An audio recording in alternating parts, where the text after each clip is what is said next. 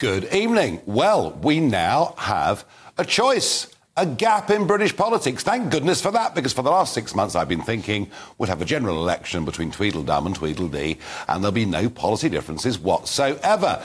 But Ed Miliband, yes, he's back, absolutely, in a very prominent position, saying that if Labour come to power, they will bring back the 2030 deadline, after which you won't be able to buy a new car that is petrol or diesel. And they're saying they do not agree with the extension out until 2035 for gas and oil boilers. Now, I've no doubt we'll hear much more from the Labour Party at their conference, but it's a clear piece of policy positioning.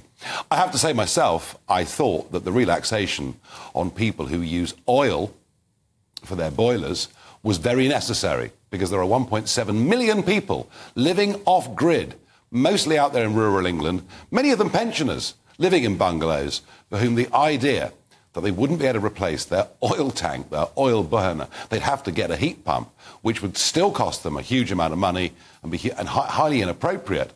I think that was actually one of the best things that was done yesterday. But Labour have set out their stall.